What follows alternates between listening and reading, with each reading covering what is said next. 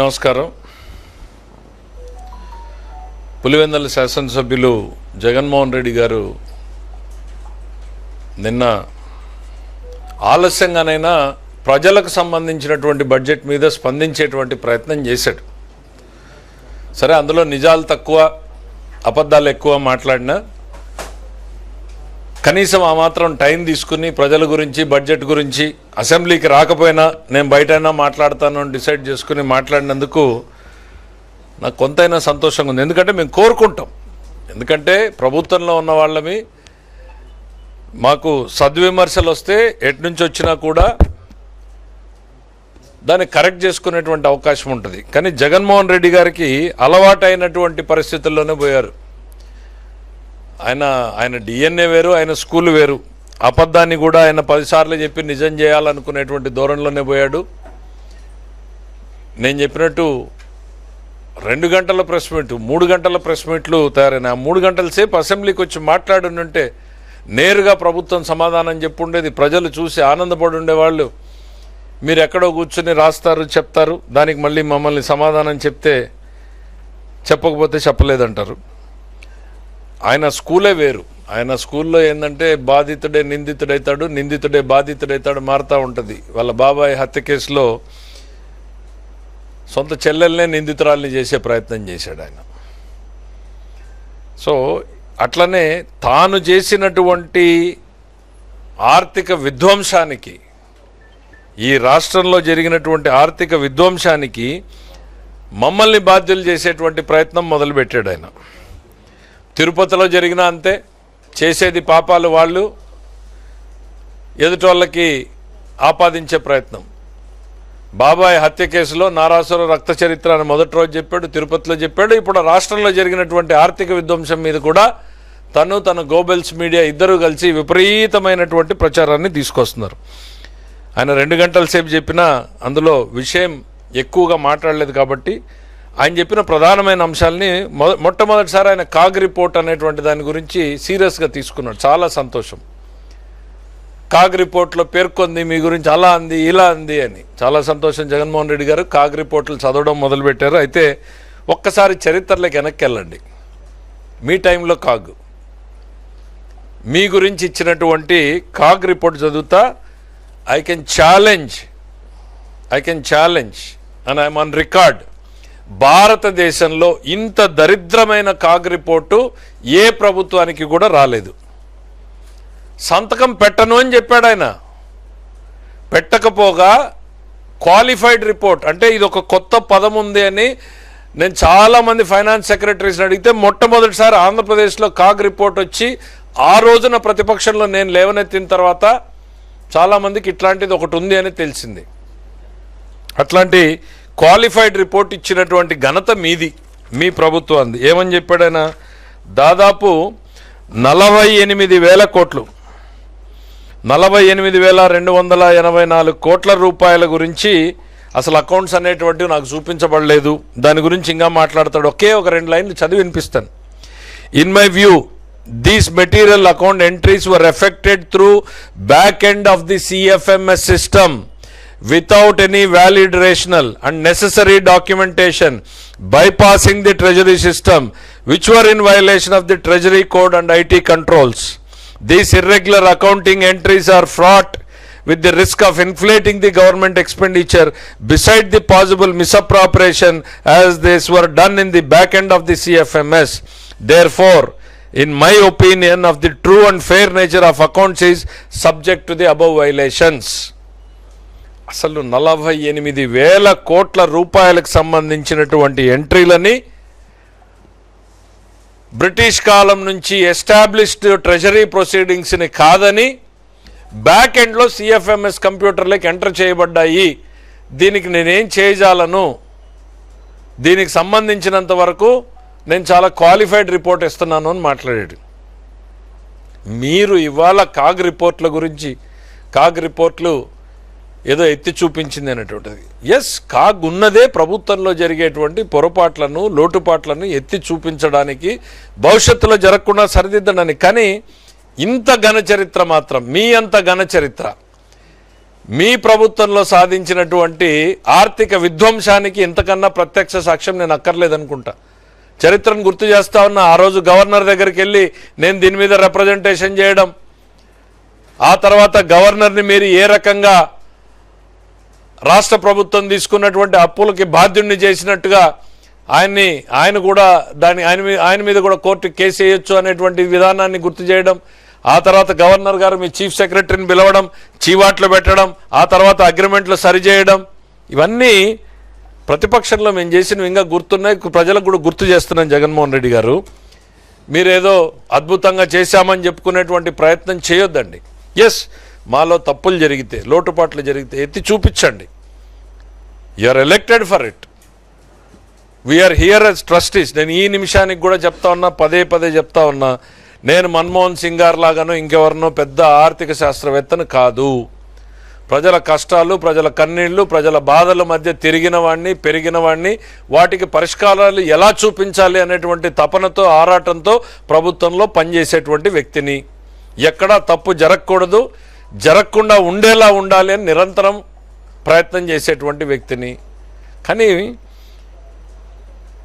మీరు చేసినటువంటి ఘనకార్యాలన్నింటినీ మేము ఆ రోజు ఎత్తి చూపించాం కదా.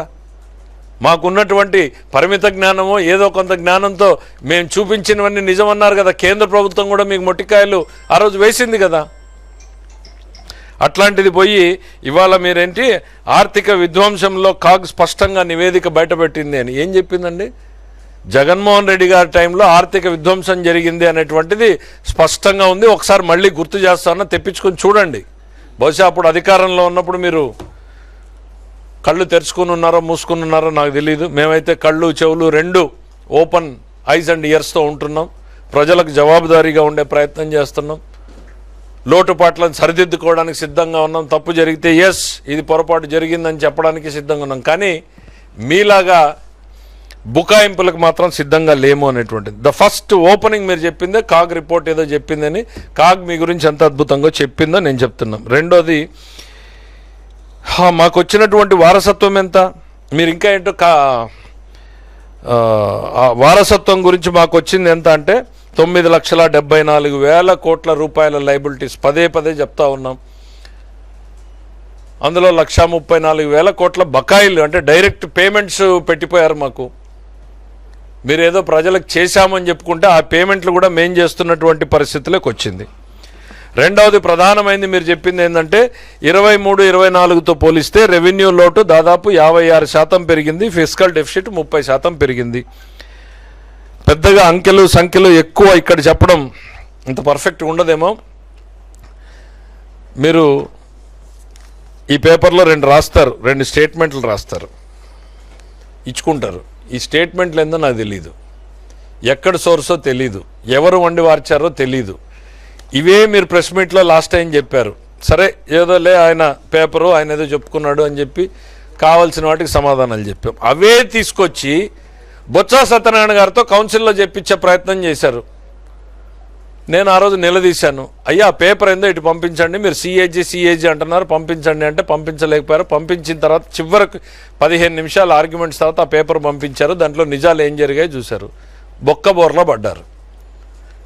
వాళ్ళ ఓన్ వండి వార్పులకి సిఏజీ చెప్పింది అంటే ఏది క్రెడిబిలిటీ ఉంటే దాన్ని చెప్పేటువంటి ప్రయత్నం చేయడం, ఏదో ఒకదానికి స్టిక్ ఆన్ గమ్మని నేను అంటా ఉన్నా. ఇవాళ 56% డెఫిసిట్ పెరిగింది అనేటువంటి చెప్తా ఉన్నాం. ఎస్, మీ అందరూ కొంచెం ఇబ్బంది అయినా కూడా నంబర్స్తో ఓర్పుగా ఉండాల్సింది తప్పదు. ఆయన చెప్పిన ఫిగర్సు రికార్డెడ్ ఫిగర్సే చెప్తా ఉన్నాను నేను.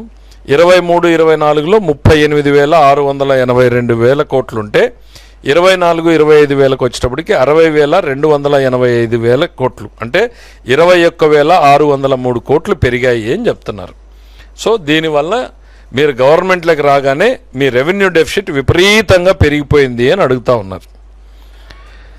జగన్మోహన్ రెడ్డి గారికి చెప్పాల్సింది ఏంటంటే, మేము గవర్నమెంట్లోకి వచ్చేటప్పటికి ఆ రోజు ఆర్థిక సంవత్సరం 2.5 నెలలు మీ చేతిలో ఉంది. 2 నెలల్లోనే 26,441 కోట్ల రూపాయలని మీరు రెవెన్యూ డెఫిసిట్ని చేశారు.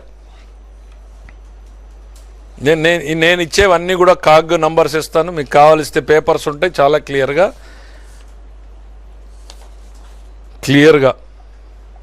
CAG numbers. అంటే 2 నెలల్లోనే 50% డెఫిసిట్. ఆ జూన్ 12 నెలలు, ఆ 12 రోజులు తీస్తే మరో 3-4 వేల కోట్లు ఉంటుంది. అంటే దాదాపు 30,000 కోట్ల రూపాయలు, 60,000 కోట్లలో 30,000 కోట్ల రూపాయల్ని 2 నెలల్లోనే చూపించినటువంటి ఘనత మీది. మీ వారసత్వం కాదని ఈ ప్రభుత్వం వచ్చిన తర్వాత కూడా మొత్తం రెవెన్యూ డెఫిసిట్ కారకులు మీరు. మళ్ళీ ఆ బురదను తీసుకొచ్చి మా మీద వేసేటువంటి ప్రయత్నం చేస్తున్నారు. దాని పర్యవసానమే ఫిస్కల్ డెఫిసిట్ కూడా పెరగడం అనేటువంటిది. అంతే తప్ప ఏదో అన్యూజువల్గా పెరిగినటువంటి పరిస్థితి లేదు. దీనికి ఎవరైనా సమాధానం చెప్పాల్సి ఉంటే మీరు, మీ తరఫున ఆనాటి ఆర్థిక శాఖ మంత్రి గారు ఎందుకు ఆ 2 నెలల్లోనే ఇంత రెవెన్యూ డెఫిసిట్ పెరిగింది అనేటువంటిది ఎక్స్ప్లెయిన్ చేస్తే తెలుసుకుంటాం మేము కూడాను. ఇంకోటి ఏంటో కొత్తది తీసుకొచ్చారు ఆయన, ప్రభుత్వం నెట్ బారోయింగ్ సీలింగ్ని పదే ఉల్లంఘించింది అనేటువంటిది. జగన్మోహన్ రెడ్డి గారికి విన్నాం మేము, కొత్తగా ఏదో బెంగళూరు టీంను ఒకటి పెట్టుకున్నాడని, ఫైనాన్సెస్లో గైడ్ చేయడానికి బెంగళూరు టీము ఒకటి పెట్టుకున్నాడు అనేటువంటిది. ఆ బెంగళూరు టీం ఏం గైడ్ చేస్తూ ఉందో, వీళ్ళు ఏం స్టేట్మెంట్లు రాస్తున్నారో కొంచెం ప్రజలకు వివరిస్తే బాగుంటుంది. ఆయన నెట్ బారోయింగ్ సీలింగ్ పెరిగింది అని అన్నారు. What is net borrowing ceiling? Simple సామాన్యుడి భాషలో నేను చెప్పదలుచుకున్నాను. రాష్ట్ర ప్రభుత్వం ఈ సంవత్సరం ఎంత అప్పు తీసుకోవచ్చు అనేటువంటిది అనేక కారణాలని, ఫ్యాక్టర్స్ని కన్సిడర్ చేసిన తర్వాత మాకు నిర్ధారిస్తారు. మా జిఎస్డిపిలో 3% ఇస్ ది లిమిట్. వాళ్ళు రాసుకున్నారు, ఆ ఫిగరే ఇందులో రాసుకున్నారు, వాళ్ళకు ఓన్ అసెస్మెంట్ చేసేసుకున్నారు. Fine, they have every liberty to do that. దాంట్లో ఇంకా కొన్ని ఉంటాయి. నేను గతంలో రీపే చేసినటువంటి అప్పులకి దానికి ఎంత అదనంగా వస్తుంది, ఫ్రెష్గా తీసుకుంటున్నటువంటి, ఇవన్నీ నిర్ధారించిన తర్వాత ఇంతే ఈ సంవత్సరం నీ పరిమితి ఇంత అనేటువంటిది ఫిక్స్ చేస్తారు, which is usually around 3% of the GSTP. నాకు ఆయన చెప్పింది ఏంటి, 24-25లో మీరు 17,000 కోట్ల రూపాయలకు మించింది. మించిందా లేదా నేను చెప్పే లెక్క అవద్దు, జగన్మోహన్ రెడ్డి గారు చెప్పే లెక్క అవద్దు. ఇందులో ఒక సింపుల్ రూల్ ఉంది. నెట్ బారోయింగ్ సీలింగ్ని నేను ఎప్పుడైతే ఏ సంవత్సరం అయితే దాటుతానో, మార్చ్ 31 నాటికి నేను పొరపాటున ఒక 1000 కోట్లు 2,000 కోట్లు దాటాను అనుకోండి, ఆ నెక్స్ట్ ఫైనాన్షియల్ ఇయర్లో నా లిమిట్ని కట్ చేస్తారు అంత మేరకి. Simple straightforward equation. నేను 10,000 కోట్లు దాటితే 10,000 కోట్లు కట్ చేస్తారు, 5,000 కోట్లు దాటితే 5,000 కోట్లు కట్ చేస్తారు. ఆయన 24-25 గురించి నేను 17,000 కోట్లు దాటాను అన్నప్పుడు 25-26లో నాకు కట్ చేయాలి కదా, ₹1 కూడా కట్ కాలేదు కదా. అంటే నేను నెట్ బారోయింగ్ సీలింగ్ దాటలేదనే కదా అర్థం. ఈ పేపర్ అర్థం ఏంటో నాకు తెలీదు. Simple straight forward. Department of expenditure monitor చేస్తుంది దీని మీద, సెక్రటరీ ఆఫ్ ఎక్స్పెండిచర్ మానిటర్ చేస్తాడు, దానికి అనుగుణంగానే ఆర్బీఐ ఇస్తుంది. మాకేదో ఓవర్ నైట్ ఇట్లా చెక్కులు రాసివ్వరు. వీక్లీ, క్వార్టర్లీ 100 చెక్స్ పెట్టింది గవర్నమెంట్ ఆఫ్ ఇండియా. ఏది పడితే అది వండి వార్చే. ఇప్పుడు మొన్నటిదాకా సాక్షి జర్నలిస్టుల మీద పెట్టి వంటల్ని వండి వార్చినట్టు కథనాల్ని వండి వార్చి వాటిని మీరు బయటకి yes you have a liberty, మీదో మీడియాని పెట్టుకున్నారు గోబెల్స్ ప్రచారం చేయడానికి, చేయండి. చట్టసభల్లో చెప్పేటువంటి ప్రయత్నం చేసి బొక్కబోర్లా పడ్డారు. మీరు కనీసం చెప్పే ముందు ఆ బెంగళూరు టీంకి కొంచెమైనా ఆలోచన ఉండాలి. మీతో చెప్పించే ముందు 1-2 సార్లు వెరిఫై చేసుకోవాలి అనేటువంటిది. ఇంత బ్లేటెంట్ లైస్. నెట్ బారోయింగ్ సీలింగ్ నేను దాటితే నాకు నెక్స్ట్ ఇయర్లో కట్ అయిపోతుంది. కట్ అవ్వలేదే, అయితే చూపించండి. ఇట్లాంటి పచ్చి అబద్ధాలు చెప్పడం మానుకుంటే మంచిది జగన్మోహన్ రెడ్డి గారు అనేటువంటి నేను చెప్పదలుచుకున్నాం. రెండవది, ఇంకా అతిపెద్ద లై, 2 సంవత్సరాల్లో ప్రభుత్వం 3.2 లక్షల కోట్ల అప్పు తీసుకుంది. పదే అసలు ఈ 3.2 లక్షల కోట్లు ఎక్కడి నుంచి వచ్చిందో ఫిగర్ నాకు అర్థం కావట్లా. క్లియర్గా ఇవాళ నా బారోయింగ్స్ ఏంటి అనేటువంటిది ప్రతి ఒక్కరికి కూడా స్టేట్మెంట్లు ఉంటున్నాయి. పోనీ వాళ్ళు చెప్తున్నటువంటి స్టేట్మెంట్లు కూడా ఉన్నాయి. ఈ ప్రభుత్వం వచ్చిన తర్వాత 1 జూన్ నుంచి ఈ ఫిబ్రవరి 26 వరకు, ఎందుకంటే ఈ మార్చి 10 రోజులు మేము ఇంకా అకౌంట్స్ చెప్పలేదు, 19-20 నెలలకు గాను మేము చేసినటువంటి అప్పు 1,05,800 కోట్లు మాత్రమే. ఐ రిపీట్, 1,05,800 కోట్ల రూపాయలు మాత్రమే. పదే 3.2 లక్షల కోట్లు అప్పు చేశారు, 3.2 లక్షల కోట్లు అప్పు చేశారు అనేటువంటిది క్లియర్గా నేను చెప్తాను. నేను చెప్పేటువంటిది ఏంటి, నేను చేసినటువంటి అప్పుల్లో కూడా క్లియర్గా స్టేట్ గవర్నమెంట్ సెక్యూరిటీస్, మీకు కావాల్సి ఇది ఫోటో షేర్ చేస్తాను just for reading. Net borrowings నా పరిస్థితి ఏంటి అనంటే జూన్ నాటికి 96,000 కోట్లు, EAP external aided projects court 11,919 కోట్లు, నాబార్డు అండ్ అదర్ థింగ్స్ మైనస్లో ఉన్నాయి. ఈ టోటల్ కలిపితే మాకు 1,05,800 కోట్ల రూపాయలు నా నెట్ ఓపెన్ మార్కెట్ బారోయింగ్స్. ఇది దీన్ని పట్టుకుని 3.5 లక్షలు 3.20 లక్షలు రోజుకో సంఖ్యను చెప్తా పోతా ఉన్నారు. ఇక 24-25 సంవత్సరానికి ప్రభుత్వం అప్పులు 60,485 కోట్ల రూపాయలను అసెంబ్లీలో చెప్పింది. అయితే సిఏజీ నివేదిక ప్రకారం వాస్తవ అప్పులు 81,000 చిల్లర అనేటువంటిది వీళ్ళు పెట్టారు. ఏమని పెట్టారు, ఈ పేపర్లో రాసిన దాని ప్రకారం 81,082 కోట్లు ఏదో అని చెప్పి పెట్టారు. 81,082 కోట్ల రూపాయలు అసెంబ్లీలో 60,000 కోట్లుగా చూపించారు. ఈ అధికారుల్ని మేము డిఓపిటీ కంప్లైంట్ చేస్తాను. నువ్వు ఇప్పుడు ఏమన్నా ఊరికే ఉన్నావా? ప్రతిరోజు కంప్లైంట్ పెడుతున్నావు కదా. 150 కార్పొరేషన్లకి నువ్వు కంప్లైంట్లు పెట్టావు, ఈ ప్రభుత్వానికి అప్పులు ఇవ్వద్దండి అని. మేమెప్పుడు గతంలో చేయలా. రోడ్డెక్కి పోరాడితే ఈ రాష్ట్రంలో మీ ప్రభుత్వం మీద ఇక్కడ ఒత్తిడి తీసుకొచ్చాం, కానీ రాష్ట్ర ప్రయోజనాలకు భంగం వాటిల్లే రకంగా ఈరోజు చేయలా.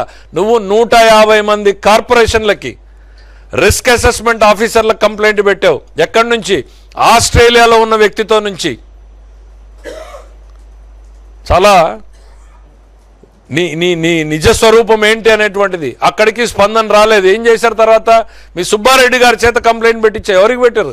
సాక్షాత్తు భారత ప్రధానికి కూడా పెట్టారు కదా మీరు కంప్లైంట్.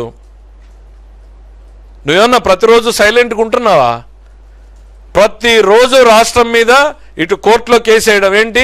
ఉత్తరాంధ్ర భూములు ఫ్యాక్టరీలకి తక్కువ రేటుకి ఇచ్చారని రాయలసీమ ఎంపీ పోయి కోర్టులో కేసేస్తాడు.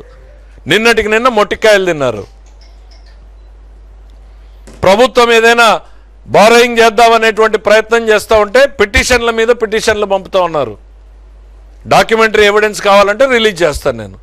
ఆఖరికి మీ ఎంపీ గారు కూడా రాశారు కదా. ఇంకా మీరు అడిగే ధైర్యం ఉందని నేను అనుకోను, రాయలేదు అని. మీరేదో ఈరోజు ఆఫీసర్లకు కంప్లైంట్ చేస్తామంటున్నారా? చేయండి నేను చెప్తున్నా. నేను అప్పుడైనా మీకు చెంపబెట్టుకు కొట్టినట్టు ఒక రిప్లై వస్తుంది.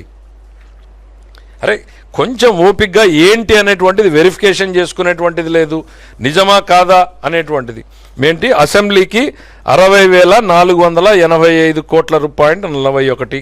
ఎస్, అసెంబ్లీకి ఆ రోజు ఇచ్చిన ఫిగర్స్ 60,485.41 కోట్లు. మీరు అడిగిన ప్రశ్న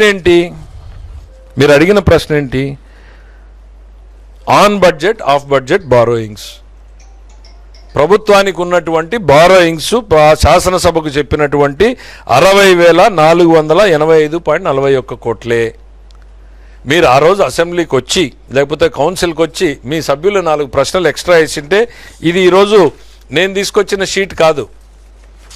ఆ రోజు అసెంబ్లీకి పంపడానికి 3-4 డ్రాఫ్ట్లు చేస్తారు ఏ ఆన్సర్ పెట్టాలి అని. అందులో ఉన్నటువంటిదే.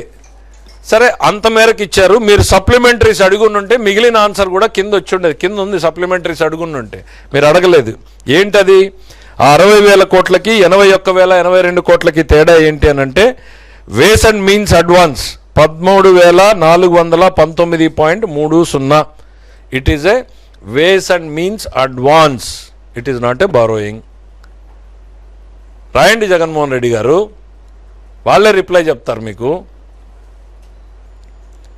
డిఓపిటీకి రాస్తాం అంటే బెదిరింపు, అధికారుల్ని బెదిరింపు, అప్పులు ఇచ్చేటువంటి సంస్థల్ని బెదిరింపు, కేంద్ర ప్రభుత్వానికి ఫిర్యాదులు. ఈ రాష్ట్రం మీద మీరు కక్ష కట్టారు, ప్రజల మీద కక్ష కట్టారు. మీకు అధికారం పోయిందనేటువంటి ఒక దుగ్ధతోటి రాష్ట్ర ప్రజల మీద కక్ష కట్టి పనిచేస్తున్నారు మీరు. మేము మీ ప్రభుత్వంలో లోపాలను ఎత్తి చూపించాం, కానీ నేరుగా మీకే చెప్పాం. మీ పైన ఉన్నటువంటి గవర్నర్కి చెప్పాం తప్ప బజారున బడి కంప్లైంట్లు పెట్టి రాష్ట్రం పరువు తీసేటువంటి ప్రయత్నం చేయలేదు. నువ్వు నీ అధికారం కోసం దానికి కూడా సిద్ధపడ్డావు. ఇక 13,000 కోట్ల రూపాయలు ways and means advance, public account liability మరో 2,983.82 కోట్లు. దాంతోపాటు అదనంగా జిఎస్టీ కాంపెన్సేషన్ని అప్పుడు లోన్గా ఇచ్చిన దాన్ని తర్వాత గ్రాంట్గా మార్చడంతో 4,193.99 కోట్లు. ఇవి మొత్తం కలిపితే 81,082 కోట్లు. దీన్ని ఏదో తప్పు చెప్పేశాం, ప్రభుత్వాన్ని అక్కలు దాస్తున్నాం. నేను పదే పదే సభలో కూడా చెప్పాను, we are trying to be transparent. మీరు ప్రభుత్వాన్ని గతంలో క్లోజ్ చేసేశారు, అసెంబ్లీకి కూడా క్లోజ్ చేశారు. 5 సంవత్సరాల పాటు ఒక క్వశ్చన్ని ఆర్థిక శాఖ మంత్రి దగ్గర పెట్టుకున్నటువంటి దాఖలాలు కూడా ఉన్నాయి ఆన్సర్ లేకుండా. We are trying to build transparency to the system అని కౌన్సిల్లో పదే పదే చెప్పాను. మీ సభ్యులు ఇట్లానే వచ్చారు, మాకు బడ్జెట్ ఇన్ బ్రీఫ్ ఇవ్వలేదన్నారు. బుక్ తీసి చూపించాను, ఇచ్చాం కదా అని. దీంట్లో ఫిగర్స్ లేవన్నారు, పేజీలు తిప్పి చూపించాను, ఉన్నాయి కదా అని. కేవలం బురదేసేటువంటి ప్రయత్నంతో మాత్రమే మీరు చేస్తూ ఉన్నారు. ఇక అవినీతి దోపిడీ కారణంగా రాష్ట్రానికి రావాల్సిన ఆదాయాలు రావడం లేదు, వనరులు తగ్గిపోయాయి, దోచుకుంటున్నారు. ఎవరు దోచుకుంటున్నారండి? జగన్మోహన్ రెడ్డి గారు. ఎక్సైజ్లో రీసెంట్గా ఎన్ఫోర్స్మెంట్ డైరెక్టరేట్ ఏం చెప్పింది? 1,000 కోట్ల రూపాయలని ట్రాక్ చేశాం, 400 కోట్లు సీజ్ చేశాం, 1,000 కోట్ల రూపాయలని ట్రాక్ చేశామంటున్నారు కదా. కలుగులో దొంగల్ని పట్టుకున్నట్టు పట్టుకున్నారు కదా. రాష్ట్ర ప్రభుత్వ ఖజానాకి రావాల్సినటువంటి డబ్బు దారి మళ్ళింది మీ ప్రభుత్వ హయాంలో.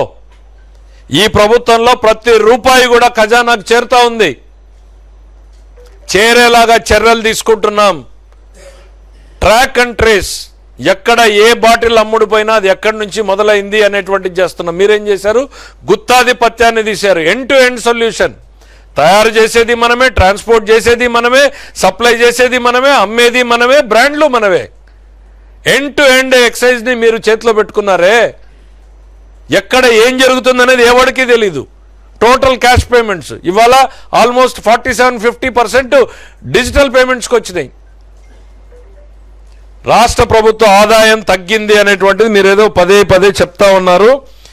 జగన్మోహన్ రెడ్డి గారు అది కూడా అవాస్తవమే. ఏం చెప్పారు? 1,73,767 కోట్ల రూపాయలు రెవెన్యూ రెసిట్స్ ఉన్నాయి, అవి తగ్గాయి అనేటువంటిది. దయచేసి ఇంకొంచెం డీటెయిల్డ్గా ఫిగర్లోకి వెళ్ళండి. ఎక్సైజ్లో తగ్గిందా? స్టాంప్స్ అండ్ రెవెన్యూస్లో తగ్గిందా? కమర్షియల్ ట్యాక్సెస్లో తగ్గిందా? ఎక్కడ తగ్గింది చెప్పండి? స్టేట్ అండ్ రెవెన్యూస్ ఎక్కడా తగ్గలేదు, కేంద్రం నుంచి వచ్చేటువంటిది కూడా తగ్గలేదు. ఇవన్నీ కూడా పెరిగాయి. గత ప్రభుత్వం కంటే ఒక విధానంలో చూస్తే 4% పెరిగాయి, ఇంకా ఓవరాల్గా చూస్తే 7.5% పెరిగింది. మరి మీకు 1,73,000 కోట్లు మీకు వచ్చినాయి, తర్వాత వచ్చిన వాళ్ళకి 1,60,000-67,000 కోట్లు వచ్చినాయి. ఈ డిఫరెన్స్ ఎక్కడి నుంచి వచ్చింది 60,000 కోట్లు అనేటువంటిది ఒక్కసారి గుర్తు చేయాలి. 15th ఫైనాన్స్ కమిషన్ సంవత్సరానికి 6,000 కోట్ల రూపాయలు అప్రాక్సిమేట్లీ అనుకుంటే 5 ఏళ్లకు కానీ 30,000 కోట్ల రూపాయలు ఇస్తే మీరేం చేశారు? ఈ 2 సంవత్సరాలకి సంబంధించినటువంటి డబ్బును కూడా మీరే డ్రా చేశారు. 30,000 కోట్లు 3 సంవత్సరాల్లో వాడేశారు కదా. ఫ్రంట్ ఎండ్ చేసుకుని 30,000. అది కాక మీరందరికి గుర్తే ఉంటుంది, మీడియాలో మిత్రులందరికీ, రాష్ట్రం విడిపోయినప్పుడు మనం రెవెన్యూ డెఫిసిట్ గ్రాంట్ మీద పోరాటం చేశాం. 16,000 కోట్లు రావాలని. అప్పట్లో 3,000 కోట్లు ఇస్తే 13,000 కోట్లు బాకీ ఉంది. అది జగన్మోహన్ రెడ్డి గారి గవర్నమెంట్లో చివరిలో 10,000 కోట్లు 2,800 కోట్లు వచ్చింది. దాన్ని పట్టుకుని రాష్ట్ర ప్రభుత్వ ఆదాయం తగ్గలేదు. రాష్ట్ర ప్రభుత్వ ఆదాయం తగ్గలేదు, కేంద్రం నుంచి వచ్చేటువంటిది తగ్గలేదు. తగ్గింది ఏదైనా ఉంది అనంటే మీ దోపిడీలో గతంలో ఎంత తగ్గింది అనేటువంటిది రేపు మర్నాడు ఈడీ బయటకు తీస్తుంది, అప్పుడు తెలుస్తుంది రాష్ట్ర ప్రభుత్వ ఖజానా ఎక్కడికి మళ్ళింది అనేటువంటిది. రెవెన్యూ డెఫిసిట్ గ్రాంట్ని ఇప్పుడు రావాల్సింది కూడా మీరు వాడేసి దాన్ని మీ అకౌంట్లో వేసుకుని ఆ రోజు ఏదో పెరిగింది అని చెప్పేటువంటి ప్రయత్నం చేయడం దుర్మార్గం అనేటువంటిది ఈ సందర్భంగా చెప్తా ఉన్నా. అబద్ధాలకు కూడా ఒక లిమిట్ ఉంటుంది. అసలు మొదటి నుంచి చివరి వరకు అబద్ధాలే మీరు మాట్లాడింది. ఇది ఆర్బీఐ నుండి అడ్వాన్సులపై ఆధారకుండా కేవలం 8 రోజులు మాత్రమే మీరు సర్ప్లస్లో ఉన్నారు, మిగిలిన రోజులు డెఫిసిట్లో ఉన్నారు. ఇదేమన్నా ఈ రోజు నుంచి వచ్చిందా జగన్మోహన్ రెడ్డి గారు? ఈరోజు వారసత్వంగా వచ్చిందా ఈ రాష్ట్రానికి ఇది? పోనీ మీ ప్రభుత్వంలో మీరు ఏమన్నా 365 రోజులు బయట ఉన్నారా? నీకు నాకు తేడా 22 రోజులు. It is a prudent. నాకు అతి తక్కువ ధరకు దొరికేటువంటి డబ్బులు ఎక్కడున్నాయో చూసుకుని అన్నింటినీ వాడుకునేటువంటి ప్రయత్నాలు రకరకాలుగా జరుగుతుంటాయి. వేస్ అండ్ మీన్స్లో ఏదో ఘోరం జరిగిపోయినట్టు నీకు నాకు 22 రోజులు తేడా, 8 రోజులే ఉంది అని. మీ పాలనలో ఏమన్నా 365 రోజులు ఉందా? ఇవన్నీ మాకు ఈరోజు వచ్చినవన్నీ కూడా వారసత్వంగా వచ్చినటువంటివే. మీ వలన, మీ ఆర్థిక విధ్వంస పాలన వలన మాకు వచ్చినటువంటివే. సరిదిద్దేటువంటి ప్రయత్నం చేస్తున్నాం. నేను చెప్పాను కదా సభలో, ఇది ఒక 2 ఏళ్లలోనో 3 ఏళ్లలోనో 5 ఏళ్లలో కాదు, ఈ పాపం 10 ఏళ్ళు ఈ రాష్ట్రాన్ని వెంటాడుతుంది అని ఆన్ రికార్డ్ హౌస్లో చెప్పాను. నేను అదే చెప్తా ఉన్నా. మీరు చేసిన పాపాల ఫలితం 10 ఏళ్ళు. ఏంటి మీరు చేసింది? 12.5%, 13%కి మీరు వడ్డీలకు తెచ్చారు. మేము ఇవాళ రీనెగోషియేట్ చేసి 9.1%కి దించుతున్నాం. ఇప్పటికి దించాం, ఇంకా కూడా దించుతా ఉన్నాం.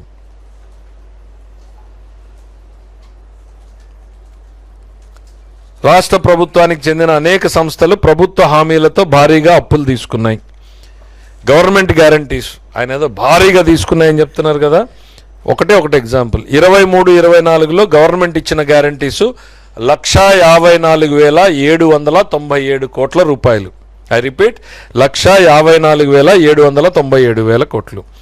24-25 అంటే మా ప్రభుత్వం వచ్చిన తర్వాత ఫస్ట్ 2.5 నెలలు వాళ్ళు ఇచ్చినటువంటివి కూడా కలుపుకుంటే కూడా 153,759 కోట్లు.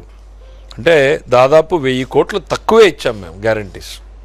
అయినా సరే భారీగా అప్పులు చేశామంట. మరి ఎక్కడి నుంచి గ్యారంటీలు లేకుండా ఎవరు ఇచ్చారో, ఎట్లా ఇచ్చారో, జగన్మోహన్ రెడ్డి గారికి ఆ బెంగళూరు టీం ఏం ఫైట్ చేస్తూ ఉందో ఆయన ఏం ఒక్క నిజం వద్దా? మొదటి నుంచి చివరిదాకా అన్ని అసత్యాలేనా? అసత్యాలు, అర్ధసత్యాలు తెలిసి చెప్పారా, తెలియక చెప్పారా, కావాలనే చెప్పారా, ప్రజల్ని కన్ఫ్యూజ్ చేయాలనేటువంటి ఉద్దేశం చెప్పారా? మాకు అర్థం కాల. 3.2 లక్షల కోట్ల అప్పులు. అరే మేము చేసిందే 1,05,000 కోట్లు క్లియర్గా ఆన్ పేపర్ కనపడతా ఉన్నాయనంటే ఇంకా ఆయన ఫైనాన్స్ మీద ఎక్కువగా ఇవే మాట్లాడారు. ఇంకా ఏంటి, ప్రైస్ స్టెబిలైజేషన్ ఫండ్కి 300 కోట్లే కేటాయించారు పంటల్ని కొనుగోలు చేయడానికి అనేటువంటిది. సరే 300 కోట్లే కేటాయించాం, కానీ ఎంత ఖర్చు పెట్టాం? 1,200 కోట్ల రూపాయల పైన ఖర్చు పెట్టాం. కేటాయింపులకి మా ఖర్చుకి తేడా ఏంటంటే we are committed to the farmers. 1,200 కోట్లు. మీరు 7,000 కోట్ల 5 ఏళ్లలో కేటాయింపులు చేసి 700 కోట్లు కూడా ఖర్చు పెట్టాల. మీకు మాకు కంపారిజన్ ఎట్లా? మేము ఒక్క సంవత్సరంలో కొన్నాం. టొబాకో కొన్నాం, మిర్చి కొన్నాం, టొబాకో కొన్నాం, మామిడికి కొన్నాం, కంది, అన్ని పంటల్ని సపోర్ట్ చేస్తూ ఉన్నాం. ఇంకా ప్యాడీ మీద అయితే మీరు 6 నెలలకు పేమెంట్లు ఇస్తే మేము 24 గంటల లోపల పేమెంట్లు ఇస్తాం. బికాజ్ రైతు పడే కష్టాలు మాకు తెలుసు కాబట్టి సపోర్ట్ చేయాలని. అట్లని మేము ఏదో ఇక్కడ కంఫర్ట్లో ఉండి డబ్బుల మీద కూర్చొని చేయట్లా. మేము అప్పు చేసినా సరే రైతుకి బాసటగా నిలబడాలనేటువంటి ఉద్దేశంతో 24 గంటల లోపల పేమెంట్ ఇచ్చాం. మీరు ఇన్ని తప్పులు చేసి మళ్ళీ వచ్చి ఏదో అద్భుతాలు చేసినట్టు మాట్లాడుతూ ఉంటే నవ్వాలో ఏడవాలో తెలీదు. ఆయన మంత్రులు సమాధానం చెప్పకుండా నిలిచారంట. ఎందుకంటే మేము తిరిగి ఓ ప్రశ్న అడిగాం వాళ్ళని. ఏం చెప్పారు ఆయన? ఇంకోటి ఏం చెప్తున్నాడు, రైతు భరోసా పథకం కింద ఇవ్వకుండా వదిలేసిన మొత్తం ఒకటి, దెన్ ఇన్సూరెన్స్ గురించి ఆయన మాట్లాడాడు. ఏదో ఇన్సూరెన్స్ గురించి మేము ఇవ్వలేదని. శివరాజ్ సింగ్ చౌహాన్ గారు, minister for agriculture, farmers welfare, rural development, మా ప్రభుత్వానికి రాసిన లేఖ. ఏంటి లేఖ సారాంశం? జగన్మోహన్ రెడ్డి గారు 3,000 కోట్ల రూపాయల్ని ఇన్సూరెన్స్ చెల్లించకుండా బకాయిలు పెట్టిపోయాడు. ఆ బకాయిలు మీరన్నా చెల్లించండి అని ఆయన రాసిన లేఖ. నిస్సిగ్గుగా, నిర్లజ్జగా ఇట్లా మాట్లాడేటువంటి పరిస్థితులు రాజకీయాల్లో ఉండడం నిజంగా బాధాకరం. ఎస్, ఒకసారి పొరపాట్లు జరుగుతూ ఉంటాయి, విధిలేక జరుగుతూ ఉన్నప్పుడు ఆ రోజు జరిగింది అనేటువంటిది యాక్సెప్ట్ చేస్తే గ్రేస్ఫుల్గా ఉంటుంది. కానీ మీరు ఇన్సూరెన్స్ కట్టలేదు, మీ ప్రభుత్వంలో మాకు బకాయిలు ఉన్నాయి అని మంత్రి రాశాడు, సెక్రటరీ కూడా కాదు.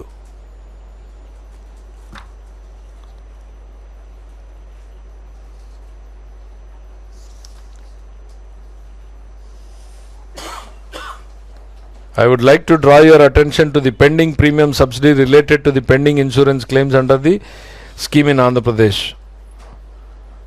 2022 సీజన్ గురించి. ఇది ఆయన మంత్రి గారు చాలా డీటెయిల్డ్గా అనెక్షర్ ఇచ్చాడు. ఇన్ని పాపాలు చేసి అదేదో 1000 ఎలుకల్ని తిన్న పిల్లి కాశీయాత్రకు పోయినట్టుగా మాట్లాడుతున్నారు. ఇక రైతు భరోసా గురించి మేమేదో ఇయలేదు అనేటువంటిది, మేము ఎంత ఇస్తున్నాం అనేటువంటిది 20,000 ఇస్తున్నాం, ఎంతమందికి ఇస్తున్నాం అనేటువంటిది కూడా చాలా స్పష్టంగా చెప్పాం. 46 లక్షల మందికి ఇవాళ కేటాయింపులు చేశాం. దీపం పథకం కింద నేను ఒకటే అడుగుతున్నా, దీపం పథకం కింద మేము గ్యాస్ సిలిండర్లని ఎక్కడ వద్దు, పులివెందల్లోనే మేము ఎవరికన్నా తక్కువ చేసామా? ఎవరన్నా మాకు సిలిండర్ రాలేదని చెప్పారా? రాష్ట్రం గురించి తర్వాత నీ కాన్స్టిట్యున్సీ 40 యావరేజ్ స్టేట్లో 40-45 వేల కనెక్షన్స్ ఉంటున్నాయి పర్ కాన్స్టిట్యున్సీలో. వాళ్ళందరికీ మేము చెల్లిస్తున్నాం, ఇంకా ఇంప్రూవ్ చేయడానికి చూస్తున్నాం దాన్ని. మీకు కడుపు మంట ఎక్కువైనట్టుంది, మేము ఇచ్చేటువంటి గ్యాస్ మంట బాగానే ఉంది, ప్రజలు సంతోషంగా ఉండడం మీకు ఇష్టం లేదు. అందుకే ఒకవైపు ప్రధానమంత్రులకి లేఖ రాస్తారు, డబ్బులు ఇచ్చేటువంటి కంపెనీలకి లేఖ రాస్తారు, పెట్టుబడులు పెట్టొద్దు అని బెదిరిస్తారు, భూములు ఇస్తే వాళ్ళ మీద పోతారు. మీ ఈరోజు తల్లికి వందనం కావచ్చు, మేము ఇచ్చినటువంటిది మీకు మాకు తేడా ఎంత? మీరు 40 లక్షలు ఇస్తే మేము 67 లక్షల మందికి ఇస్తున్నాం. బస్సుల్లో ఏదో తేడా చూపించారు అని. అరే వెళ్ళి ఒక్కసారి బస్సుల గురించి మాట్లాడాలంటే ఎందుకు పెట్టాం మేము? కూతురు తల్లిని చూడాలనుకున్నా, తల్లికి కూతుర్ని చూడాలనుకున్నా, చెల్లికి అన్నం చూడాలనుకున్నా, అన్న చెల్లెల్ని చూడాలనుకున్నా, ఇట్లాంటి బాంధవ్యాలు అర్థమైతే ఈ ఉచిత బస్సు ఏంటి అనేటువంటిది అర్థమవుతుంది. తల్లి చెల్లి మన ఇంటికి వస్తే ఏంటి, వచ్చే పరిస్థితులు ఉంటే ఏంటి, రాలేనప్పుడు ఆర్థిక ఇబ్బందులు ఎంత భారం అనిపిస్తాయి, రావాలని తపన పడే తల్లి రాలేకపోతే ఎంత బాధపడుతుంది, చెల్లి ఎంత బాధపడుతుంది అని తెలిసిన ప్రభుత్వం కాబట్టే ఉచిత బస్సు సౌకర్యాన్ని ఇచ్చాం మేము. ఈ రాష్ట్రంలో ప్రతి తల్లి చెల్లి తను కావాలనుకున్న దగ్గరికి వెళ్ళగలుగుతూ ఉంది. మీరు దాన్ని ఒక ఆర్థిక కోణంలో చూస్తున్నారేమో, దాన్ని ఒక ఎమోషనల్గా మేము చూస్తున్నాం. జగన్మోహన్ రెడ్డి గారికి ఫైనల్గా నేను చెప్పదలుచుకున్నది ఒకటే, ఏలెత్తి చూపించే ముందు మీ వైపు చూసుకోండి. కాగ్ రిపోర్టు చూసినా మీ గురించే చండాలంగా మాట్లాడుతూ ఉంది. మీరు చెప్పినటువంటి ఏ విషయాన్ని చూసినా మొదటి నుంచి చివరి వరకు అసత్యాలే ఉన్నాయి. ఆ బెంగళూరు టీంనైనా మార్చుకోండి, మీరైనా మారండి. ఎందుకంటే నాకు నష్టం కాదు, కనీసం ప్రజలకు ఇప్పుడు ప్రతిపక్షంలో ఉన్న వ్యక్తులు మాట్లాడాలని నేను కోరుకుంటా. ఎప్పుడు కూడా గవర్నమెంట్ ఎవరు ఏంటి అనేటువంటిది కాదు, ప్రతిపక్షంలో ఉన్న వ్యక్తులు మాట్లాడాలి అని కోరుకుంటా. ఎందుకు అనంటే అప్పుడే ప్రజలకు ఉన్నటువంటి సమస్యలు వెలుగులోకి వస్తాయి, వాటిని ప్రభుత్వాలు కొంతైనా బాధ్యతగా పరిష్కరిస్తాయి అనేటువంటిది. ఇక్కడ మేము ట్రస్టీలు మాత్రమే మా బాధ్యతని ప్రజల కోసం పనిచేయడమే లక్ష్యంగా పెట్టుకుంటాం తప్ప జగన్మోహన్ రెడ్డి గారిని తిట్టడానికో ఇంకోనో కాదు. దిస్ గవర్నమెంట్ రోడ్డు ఎక్కితే పొలిటికల్ పార్టీగా నేను ఆయన్ని విమర్శించవచ్చు, కానీ ఇక్కడ కూర్చుని ఆయన్ని కూడా ఒక బాధ్యతాయుతమైనటువంటి వ్యక్తిగా పరిగణించాం కాబట్టి మేము ఈరోజు ప్రతిదానికి సమాధానం చెప్పేటువంటి ప్రయత్నం చేశాం. మొదటి నుంచి చివరి వరకు అసత్యాలే. మీరు బైబిల్ చదివినా, నేను భగవద్గీత చదివినా, ఇంకో పుస్తకాన్ని చదివినా ప్రతి ఒక్కరం కూడా ఏం చెప్తుంది అనేటువంటిదంటే అసత్యాలు పలకకూడదు అనేటువంటిది ఉంటుంది. మీరు మొదటి నుంచి చివరి వరకు దాన్ని పాటిస్తున్నారనంటే మన గ్రంథాలని తక్కువ, సాక్షి పత్రికను ఎక్కువ చదువుతున్నట్టున్నారు. దయచేసి కొంచెం నిజాలు చూసేటువంటి ప్రయత్నం చేయండి, వాస్తవాల్ని మాట్లాడే రకంగా ఉండాలని నేను కోరుకుంటున్నాను. Thank you.